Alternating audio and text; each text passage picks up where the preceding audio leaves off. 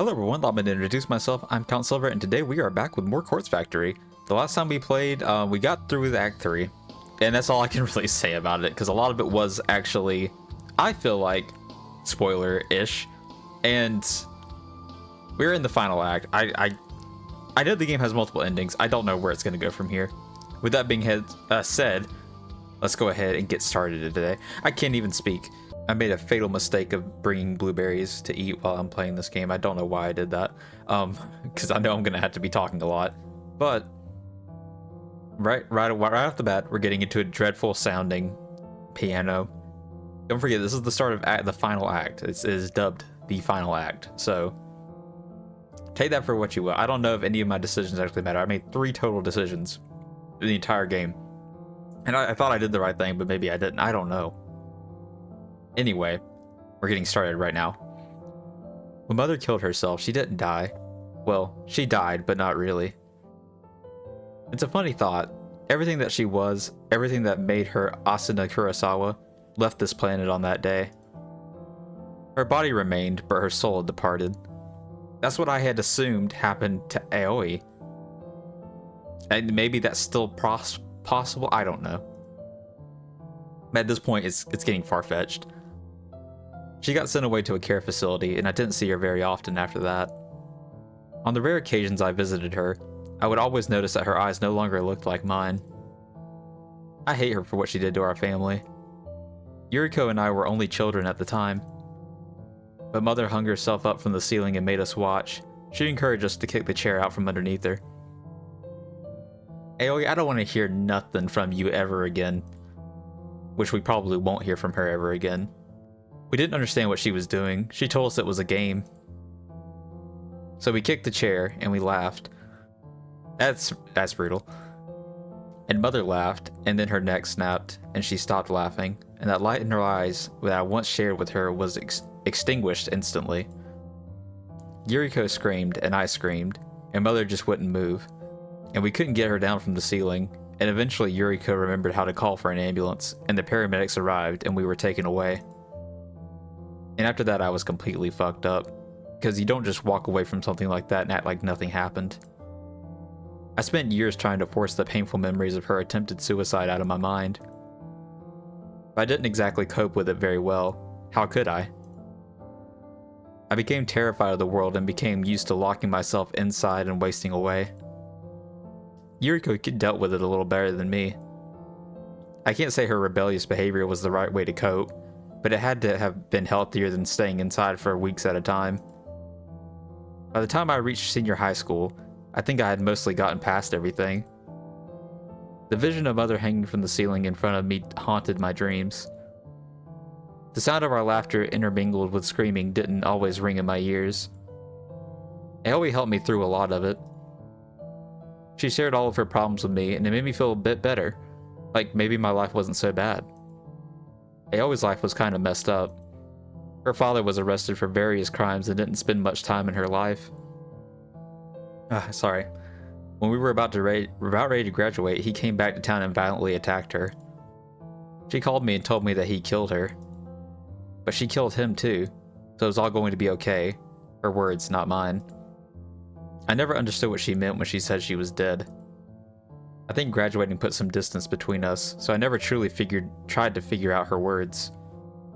My own problems came back to haunt me once I moved out of home. I became completely distracted and almost forgot about Aoi. The apartment I moved to. I should have known that the smell of mold wasn't normal. I should have paid attention to the shoddy repair work that had been performed on the wall. I should have just walked away and found somewhere else to live. But that apartment... I suppose that's where I started to lose control of my life. And that's exactly the reason why I needed to return there. Several days later. Oh boy. Looks the same as always. I'm not looking forward to climbing the rest of the stairs up to the apartment. I can hardly walk at all, even on flat ground. But I have to do this. I can't let stitches and bandages and painkillers distract me from getting inside. I don't know how long I was in the hospital for. None of my personal effects were with me when I woke up. I had no phone, no purse, no handbag. But the doctors monitored me for a few days and then let me go, even though I told them I had nowhere to return to. They just threw me onto the street. Yeah, that's not their prerogative, unfortunately. They're like, well, that sucks to suck. Get back out there. They couldn't even tell me what happened to the girl who attacked me. They had no idea if she had been arrested or not. I have a feeling she's still out there. Regardless, I'm here now. My wound is apparently on the mend, and I don't have any signs of infection. All I have to focus on is the ascent in front of me. Each step I climb is more difficult to conquer than the last. Oh, sorry, I had to take a sip of water. Each time I raise my leg, I experience a tearing, searing agony along the length of my stomach. More than once, I had to stop and check that my stitches haven't torn wide open. When I'm sure my flesh is more or less intact, I continue scaling the mountain. My head throbs and beads of sweat drip down my face. When I hit the landing on the level below my own apartment, I spy a familiar face. Momo. Noriko? What's up? Momo Ogawa, the daughter of Kenji Ogawa, the man I framed in order to maintain my innocence. Hey, Momo. Dad! Her panicked cry isn't the reaction I was suspecting. They probably know you're a freak. Her father is exiting their apartment just as Momo cries out. He does a double take before glaring at me. Noriko. Surprised to see you here. I would be just as surprised too. I can't quite get a grasp of his tone. Is he happy to see me? Or angry? Does he even know that I'm the reason he was arrested? Well, I'm assuming that the police let him go fairly quickly. After all, he's here at his home and not rotting in a cell. Hello.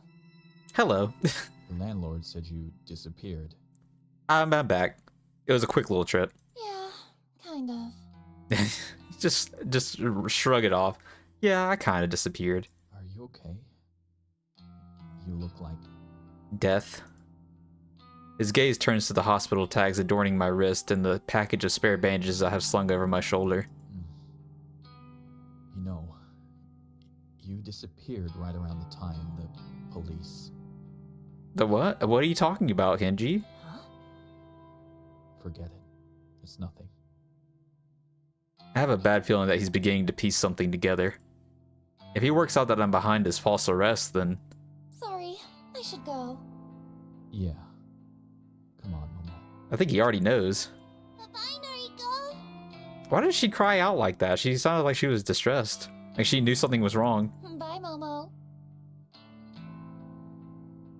The girl waves excitedly as her father leads her downstairs.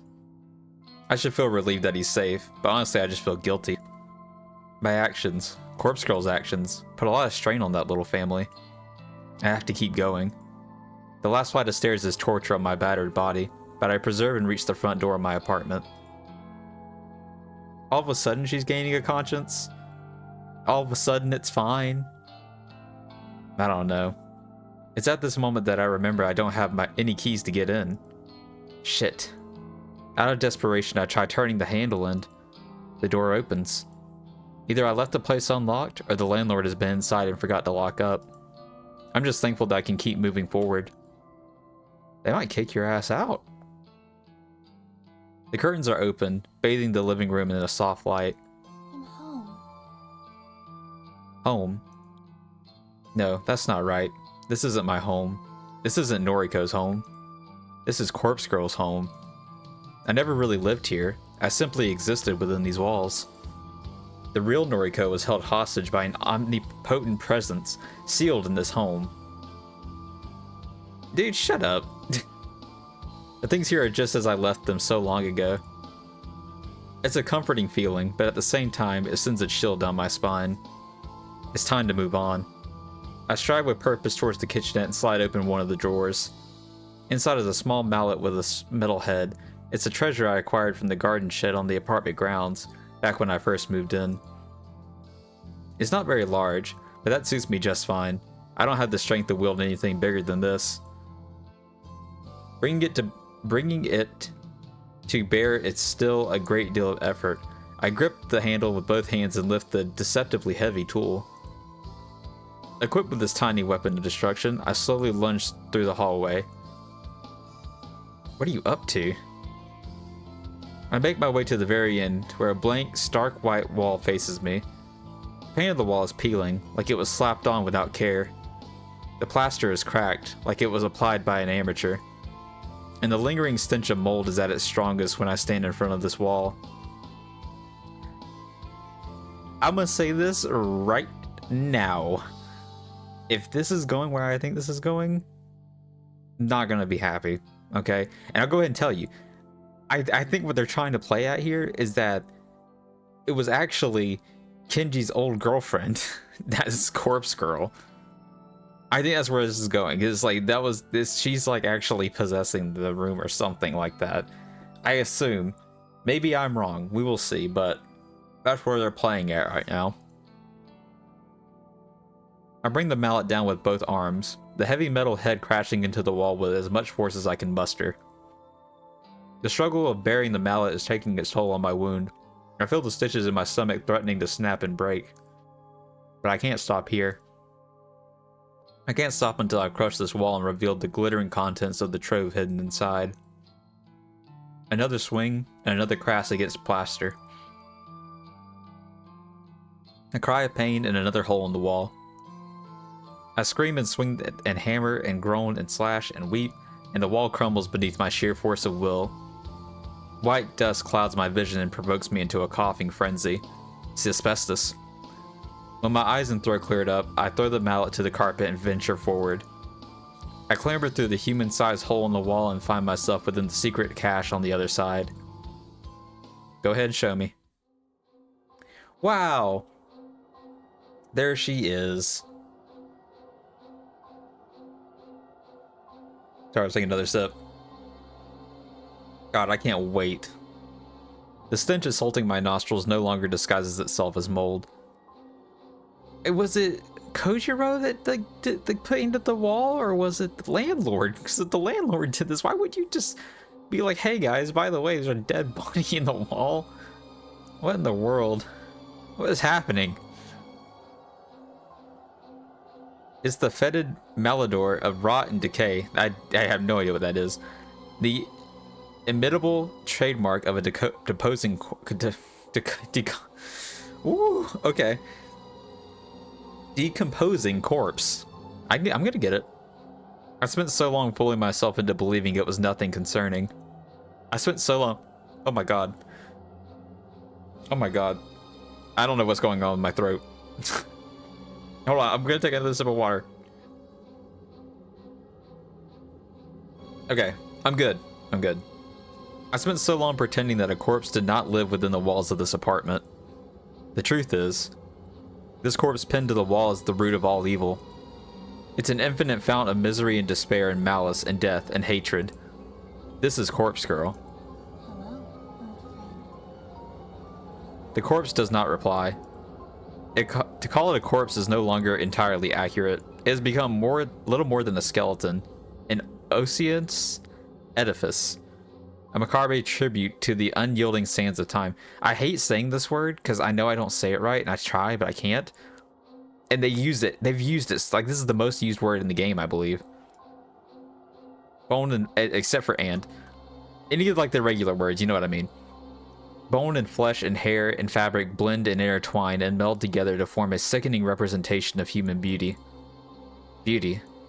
I used to think this body was pure perfection, back when the corpse was more or less intact. It was the image of a gorgeous, vibrant young woman.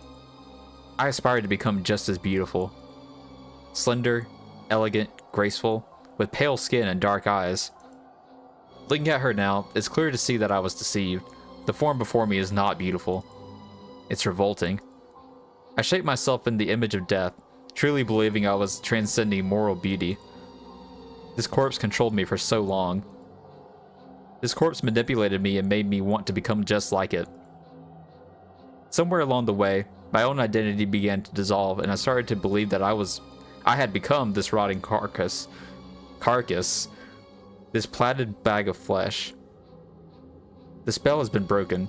I don't know if it's because of my near-death experience, or the clarity of mind inspired by an intoxicating cocktail of painkillers, but I no longer want to associate myself with Corpse Girl. So that goes back to my original, or like a theory I had long ago with Kirjiro. I was like, he likes her because she looks like a corpse. But reality, and I was close, it's really because she looked like his ex-girlfriend that died. And because she was trying so hard to be just like her. So that goes back to my original, like, I was cooking with that one. I want to be myself, just Noriko. I no longer want to kill in the name of this blasphemous effigy. I have to know, though. Like, I have to know, is this possession? Like, what is going on? Is it possession? Or is it like, I don't know. I don't know what else to call it. Just, like, is it possession? Or was it obsession? Okay, I think that's a good way to put it. Possession of, like, she was possessing her body, or like obsession of like, dang, this corpse is in my apartment room complex. She's kind of pretty. I'm gonna be just like her and I'm gonna kill people. I don't know. And now she's calling it blasphemous. I don't know. Corpse Girl. Like, is Noriko still Noriko? Is it AoE? Like, what's happening? I found you here, trapped in this storage closet, just over a year ago, and you stole my life from me. It seems like you did it to yourself, but whatever. Looking at her now, I can't help but wonder what the hell went through my mind when I let her possess me. Why did discovering this corpse have such a profound, lasting effect on my psyche? I shut my eyes as a wave of dizziness threatens to overcome me. Staggering in the near darkness, I struggled to regain my balance. I had blocked out the memory of discovering this corpse for so long, I refused to acknowledge it ever happened. But the crystallized fragments of that forgotten memory have finally breached the surface of my consciousness. I can finally recall the event, thanks to the clarity brought about by my current state of mind. Flashback. She was still pretty well intact then. It happened several days after I moved into this apartment. The musty smell of mold lured me to the wall at the end of the corridor, the wall that had been hastily patched up and covered with plaster and paint. I wondered about the source of the smell. I figured it might be a leak, a busted pipe that needed repair. Instead of calling upon the landlord for assistance, I took matters into my own hands. Perhaps I was inspired by my newfound independence. I'd just become a free young woman, living on my own for the first time. Perhaps I was just stupid. I located a mallet in the garden shed. I tore down the wall. I found Corpse Girl, and in that moment I fell to my knees. Someone had hung this corpse upon the wall and decorated the storage room with books and photographs.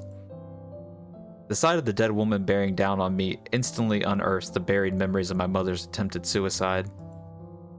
The pain and despair that I had repressed for so long found its way out of my mouth and formed an unholy scream. I think the fear of that discovery and the subsequent revival of subdued memories caused me to slip in and out of consciousness. I was paralyzed by fear and my entire body was racked with pain. Looking back now, I feel like I must have spent days lying in the heap on the floor of this storage closet. Days spent within a dreary haze of dread and depression and distress. Days spent at the feet of that hanging corpse, that form I began to look up to and idolize. Days spent in a lull, a fever dream, surrounded by photographs on the wall of all manner of corpses. Days and days of my soul and identity slipping between my fingers. Something must have eventually cracked inside me, because I remember getting to my feet and repairing the wall. I don't know how I did it, but I patched it up and painted over it and vacuumed up all the dust and debris from the carpet. Then the memory of the entire incident just vanished from my mind. The only relic I retrieved from that storage space was a single book, a heavy tome that must have stumbled out of the closet during my delirium. False Photography, a comprehensive history of photo manipulation. And then we're right back here. I guess Kojiro just blocked that out, I guess, or unless that was just her book, I guess. I don't know. I don't know. Now, Corpse Girl doesn't look the way she used to. Uncovering her today hasn't shocked me into submission like it did all that time ago. Am I stronger now? No, not really. But I have prepared to face her this time. And now I'm here to bury her. As I calmly assessed how difficult it will be to retrieve her from her position, my eyes fall upon the dozens of photos plastered haphazardly across the walls. Photographs of nameless bodies printed with an instant camera. There must have been 10 or 20 or 30 corpses across the entire series of images. I don't recognize any of them. That's the only comfort I can take from viewing the images. The comfort that I'm not the one who decorated this room with these macabre visuals. Whoever put these photos up is undoubtedly the same person responsible for hanging Corpse Girl on the wall. Oh geez, who could that be? All the photos look so real, and all the corpses are in such normal situations. There's an image of a decomposing body sitting on a bench waiting on at a train platform. He's wearing a suit, like any ordinary businessman. Wow, it's just like Kojiro in that book that he had. And he was like, hey, this would be cool. Yeah, I guess so. Another image is on a headless couple at a... Oh god. Another image is of a headless couple at a dinner table, dressed in their Sunday best. They are sharing a candlelight meal. Sorry, I'm struggling today. Corpses going about their daily life. It's eerily reminiscent of something I've encountered before. What was it? A book I read? Instinctively, my eyes dart towards the pile of books toppled over in a corner of the storage room. There are dozens of duplicate books, as if they were abandoned here by their own author. Dun dun dun! I crouch and dust off the cover of the book at the top of the pile. Dazed by the Dead by Nobel Sinclair. Nobel Sinclair. Underneath 10 more copies of that volume is a different book with a familiar cover. Strange Flower. I know this. The very same book that Kojiro lent me so long ago. Except the book here is not some worn, well-read library copy. It's in pristine condition, save for the layers of dust coating it. There are nearly a dozen copies of this book as well. Someone intentionally abandoned these books here, and the fact that they are accompanying so many photos of corpses, not to mention Miss Corpse Girl herself, is no coincidence. These books and photos, as well as the copy of false photography I found here so long ago. So it is Kojiro, right? Like, Kojiro is Nobel Sinclair. That would explain his, like, commitment to, like, the French. All of this somehow embedded itself into my consciousness and inspired me to start Corpse Girl's website. I'm sure of it. This room, this fucking cursed room, ruined my life and corrupted my mind. And I have to wonder if somebody planned it all. Did somebody leave all these things here in order to break whoever it entered? That's probably a far-fetched concept, but I'm desperate to place the blame on somebody. Anybody but myself. Enough. Enough? A light slap to my face snaps me out of my inner ramblings. It's time to bury Corpse Girl and put her life behind me once and for all.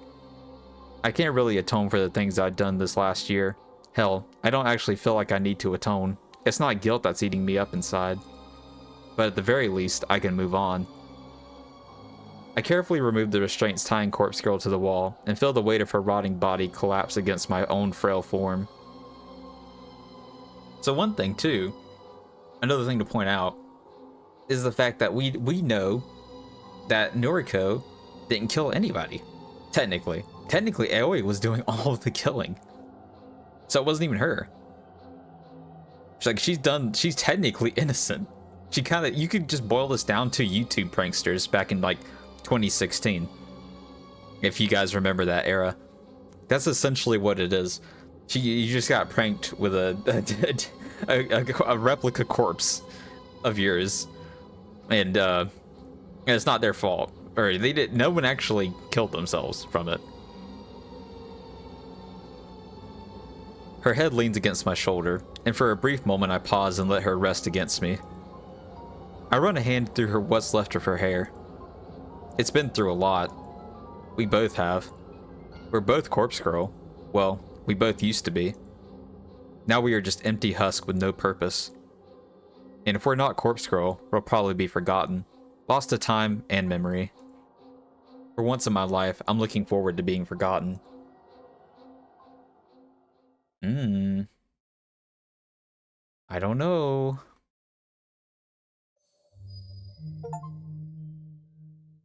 That's it? That's it?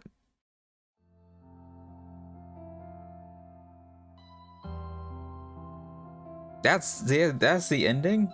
This is a bonus ending right here. With Tomoe. I hope she's good. I really do. I hope only the best for her. I don't know. I don't know. Was that the good ending? I just got complete final act. There's multiple endings, including this bonus ending. There's like a good ending, a bad ending, something called a hell ending. I don't know what that is. It's honestly terrifying. Anyway, I think I'm just gonna go ahead and continue on. God, this place is boring as hell. After all the shit I've been through this year, I simply can't believe I'm still working here. But if it weren't for Shinya, I probably wouldn't bother coming in every day. But I want to patch things up with him. If I keep talking to him in the office, surely I'll crawl my way to forgiveness. Girl, you are better than that. And Shinya's a dick. Like, he's all about, like, bettering himself for his father, it seems like. Like that thing with Aoi, like, why did he think that was a good idea? Just, like, divulging information like that. Speaking of that son of a bitch, here he comes now. Look at him. He walks past my desk and doesn't even acknowledge my existence. How can he ignore me after all the time we spent together? I mean, you, to be fair, Tomoe, you told him to fuck off.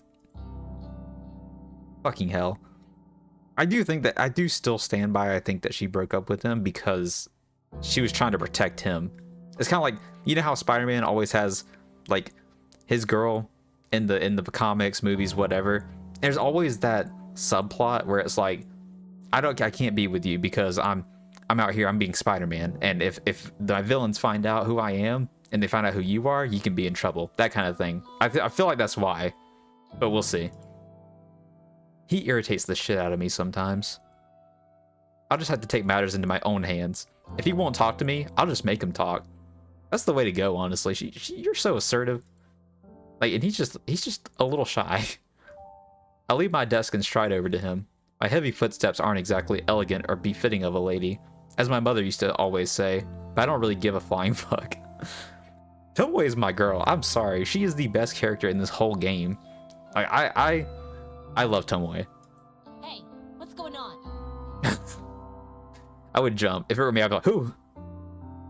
The slurred, drawling words that drip from my mouth don't come out the way I want. That always seems to be the case. Everyone treats me like some dumbass dipshit because of the way I speak. They don't understand that it's the way somebody thinks that really matters. That's what I've been saying this whole time. She almost had me convinced that she was the mastermind behind everything. Because when she was like a main part of the plot, she was spitting good idea after good idea. Like, everything that came out of her mouth was a good idea for the most part. So I stand on the fact that I think she's one of the smartest characters in the game. I can't help it if I was brought up to speak like a fucking imbecile. Blame my father, not me. Oh, hello, Tomoe. Oh, hello, Tomoe. Hello yourself. What's a gal gotta do to get a conversation out of you these days? Huh? What do you mean? What do you mean? Come on, man, stand up for yourself. Come on. You know we don't speak like we used to. Well, we broke up. You dumped me. What exactly do you expect from me now? Oh, please. You know I'm sorry for that. I told you 1,000 times that breaking it off with you was the stupidest thing I've ever done. Oh, dang. So she's already told him. Get back together with me, will ya? Oh, Tomoe, I feel bad for her. broke my heart. Yeah, I know. Shinya, I really love you. Oh, dang. I ain't gonna lie, if someone like this broke up with me, because this is me IRL, if you guys don't know. Shinya is me, and maybe not his personality, but like this right here is me, essentially. This is the Count Silver, and if this ever dumped me, I would be in shambles personally. I need you. Oh, it's gotten even more personal. I'm not normally one to get embarrassed, but letting my feelings hang in the air between us really makes me uncomfortable. Did you hear about my father? Why are you bringing that up? Huh? I wasn't expecting him to shrug off my confession with a swift change of topic. He's tracked down an important member of the Human Removal Service. Jeez, not this shit again. Can't you just let it all go? No, I can never do that. I'm going to get to the bottom of it. I could use a hand, if you're willing to assist. Having someone by my side with insider information would be rather handy. Don't you agree? She doesn't want to incriminate herself. I don't blame her. I'm kind of blindsided by his request.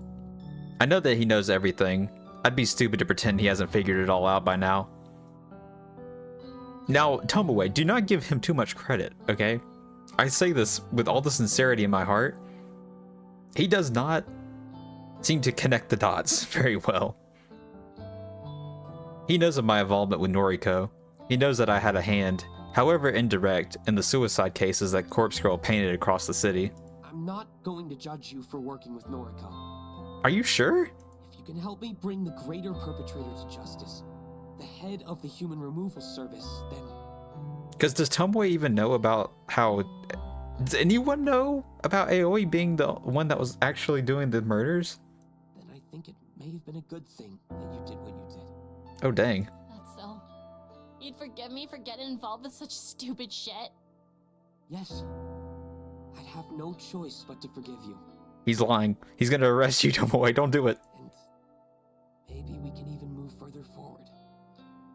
I know he's just saying what I want to hear. He can be manipulative in his own way. But if there's a chance I can make up for the shit I've done and win Shinya over again, then I have to go for it. Right. Sign me up then, or whatever. I'll help out. Thank you, Tomoe. I'm going to interview the individual involved with the Human Removal Service. Are you allowed to do that? Of course. Father said I'm an important member of the investigation team now. He lied. I'd like you to come with me. You might be able to point out any inconsistencies in his testimony. Yeah, I don't know about that, but I'll do my best. For the first time in a long time, Shinya smiles at me.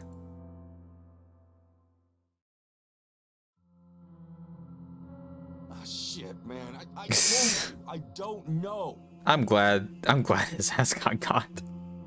Can you just leave me alone? This guy is pathetic. Every time I open my mouth, he flinches and recoils in terror, like he thinks I'm going to hit him or stab him. Listen here, you little shit. If you don't spill the deets, my man here will crush your fat skull into dust. I know you're not talking about Shinya. Tomoe, Look at this dude. He is not going to do anything. maybe you should let me do the talking from here on out. No, let her cook. Whatever.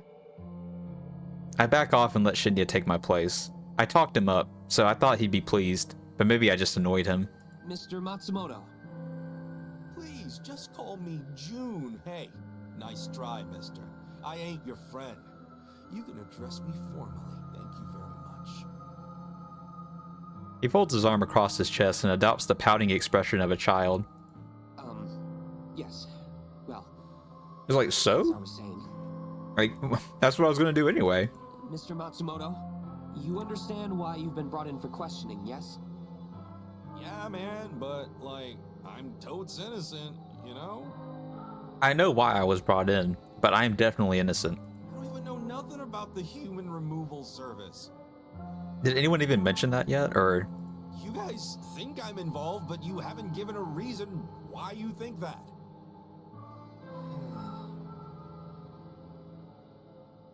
Shinya retrieves a small pocket notebook from somewhere and flips through the pages. After a moment's silence, he clears his throat. Several witnesses, plus a security camera, placed you at the scene of a murder just 2 days ago. Uh-oh. Now, it's apparent you weren't the culprit. However, Your activities at the time of the incident were questionable at best. Oh, what activities are you referring to, Detective Man? Detective Man. You were cheering, and I quote, "Kill him dead. Kill him dead." Uh-oh. Yo, that don't sound like something I'd say. I mean, he's trying his best to defend himself. He's really holding on to that hope. I want my lawyer. You can't detain me here. I was like, isn't this the Matsumoto, mall? You willingly came here when we contacted you. He's so dumb. You are not under arrest. This is ludicrous. Ludicrous, I say. Be that as it may, I have a few more questions. One witness declared that you followed the masked culprit after they fled the scene of the crime. Is there any truth to this claim? Nah, man, like, I just needed to go the same direction, you know? Yeah, so true. I've got no idea who this Herald person you keep mentioning is. Shinya raises an eyebrow and casts me a dark look. I just shrug. I never mentioned the word Herald. Is that the name the culprit refers to themselves as? Oh, you got. Oh, this is like some detective mind trick, ain't it? This isn't Star Wars, buddy. I have the right to remain silent. Anything I say or do, or whatever, can be like... I've had enough of this creep's inane rambling. Listen up. Oh yeah, when she makes that face, she's gonna cook. I slam my fist against the table and send Junpei rolling back in his seat. He nearly falls off the chair but manages to regain his balance. You've got two options here. Number one, tell us the identity of that killer, the person you called the Herald. What's the other option? I break your fingers. Number two, tell us who is really in charge of the human removal service. You get two options. You either tell us one or tell us two. That's not the only two options. Now he's breaking down. His sweaty, pulsating forehead is glowing red. Or maybe the guilt's finally eating at him. I don't know. I can't betray the identity of the Herald. Why is he talking like that? Just can't. But the guy behind all of this, I thought you didn't know. That's what we were told. I say fuck him. I'll sell him out if it means you'll pardon my involvement. How do you know? I don't know what caused this sudden change in attitude, but Shinya gives me a graceful nod, and it feels good to have been helpful. Please, Mr. Matsumoto, please give us a name. Okay. Look, you gotta know this. What if his head explodes? I don't have all the deets, okay? I'm not as important as y'all think I am. But the guy running this whole thing, he's got an army of masked killers. Why is she talking like this? An army of damaged chicks all going around They're all killing women? and calling themselves the Herald. He just... Damn, they got all the girls from the psych ward, and they were like, put him in a mask, start having him kill him. And the name of this ringleader? Like I said, I don't know everything. I don't got his full name. Or what's his... Like, what's part of it? I only know him as N. Sinclair. It's fucking Kojiro, right? Like, it has to be. The fire thing that was a to get everyone off my ass. Like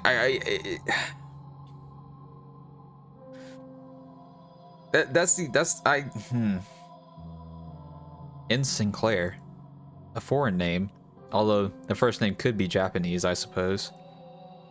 Shinya is jotting the name down and confirming the correct spelling with Junpei. I find myself lost in a thought far detached from this moment. For some strange reason, Norika's face pops into my mind. I have a fuzzy recollection of a conversation with her, but any attempt to clarify the thought in my mind is useless. Shinya, is the name familiar to you? Yes. Amazing. Shinya always surprises me. So who is it? Noriko Kurosawa once told me about a book she was reading. No, please understand, I don't share the same taste in fiction as hers, so... Yeah, I get it. Get to the point. She used to read the most macabre, horrific stories. And she told me about one book in particular. A book about a man obsessed with corpses. Obsessed with corpses, huh? Jeez, don't that sound familiar? Wait, what am I saying? That does sound familiar. Exactly. Tell me about that book, too. Flower. Something about a flower. Yes, Strange Flower. A book by Nobel Sinclair. Nobel Sinclair. And Sinclair himself. Jeez. You reckon that's the guy behind the human removal service? I think it's just a fake name. I don't know, but it's a lead. Like, not a fake name, but it's just the name that Kojiro uses. A man obsessed with the dead. Truly despicable. That's one way to put it. I've done my time with sickos like that. Had enough of it, and put it all behind me. No! Detective man. Can I, go now? No, you're under arrest. Get down. Absolutely not. Yeah. Shinya turns away from Junpei and beckons for one of the armed police officers standing guard at the room's entrance. The officer walks over and waits Shinya's command. Arrest this man. Yeah. Yo, that's whack. What are you doing? You're getting arrested. The police officer cuffs Junpei and yanks him out of his chair. Damn. Shinya, that was cold. Tomboy, you gotta do what you gotta do. It had to be done. Exactly. Junpei Matsumoto is dragged away, kicking and screaming. Silence falls upon the room after the door closes in the police officer's wake. So, what now, Detective Man? She started calling him that. Shinya scratches his chin, as though wondering why I would call him that, but he doesn't voice his discontent. Our next step is to track down the author, Nobel Sinclair. He's probably in France. Maybe he's our culprit, maybe not. Either way, we won't know until we talk to him. How are you gonna track down a famous author? Right on. And I just assumed he was an old author. I thought he was just dead. what about... Shinya interrupts me with a sudden soft kiss on the lips. Whoa, Shinya, whoa. Whoa, dude, you can't just pull that out. I closed my eyes and leaned into him, letting his warmth envelop me. Shinya... I couldn't have done this without you, Tomoe. Damn, but like... Okay, I get it, but like also, he's just happy because she was useful for him, right? I mean, that's what I picked up. And I wouldn't be the man I am today had it not been for you. So, thank you. I mean, he's grown a pair at least. Does this mean... you want to be with me again? Not quite. You gotta still prove your usefulness to me, Tomoe. Yes. If you'll have me. Oh, damn. My heart swells with his confirmation. I've never been so happy. Shinya, of course. He kisses me again. The fear I had of losing him instantly washes away. Damn, in the interrogation room? Then again, that's probably like Shinya's fantasy, right? I won't fuck it up this time. I'll keep him close to me and protect him forever. I'll reluctantly break away from his embrace and hold his chin delicately in my fingers. Ooh, if anybody did that to me, I'd be like, I would just dissolve. I'd just melt. Let's go find this Nobel Sinclair fucker. Ooh. Yes. Let's find him and bring him to justice.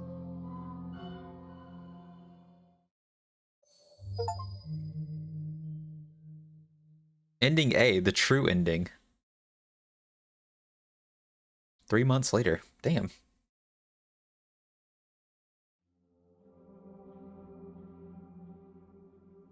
I think we stop right there. Wait, we'll do the last ending next time. Because there's a few endings, and I think I want to go through every one of them. Just to see. I don't know how much legwork I have to do for that, but I want to try to do like every ending and see. Unless it has like a special thing where I can go back and just like change a few things around and see how it plays out that way. But yeah, okay, hold on. Okay, sorry, I had to get my thoughts together. So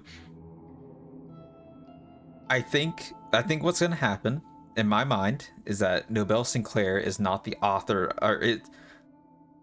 A few things. One, Nobel Sinclair was like just a.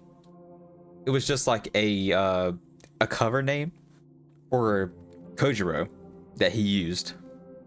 Assumedly, he writes the books. He takes the pictures. And I mean, he's just behind all of it, essentially. He faked his death, I assume. And he's still working behind the scenes, potentially. I don't know if that makes sense or not, because he did cut off his own arm. If it's actually the author and it's just some random dude, I'm gonna be mad. I'm gonna hate that. Other than that, I don't really appreciate the whole possession angle. I don't know where that was coming from. That was not great to me. I just assumed that Noriko was indeed crazy, but she is, I think, a little mentally ill, but like not like to the extent that we see it. That was another thing. And again, with Kojiro, it was like he was the only one that I didn't have an option as far as like making a choice. That intrigues me a little bit, because it just tells me that there's something with him that you just can't have without in the story. You can't do without it in the story for it to make sense. So that's my running theory.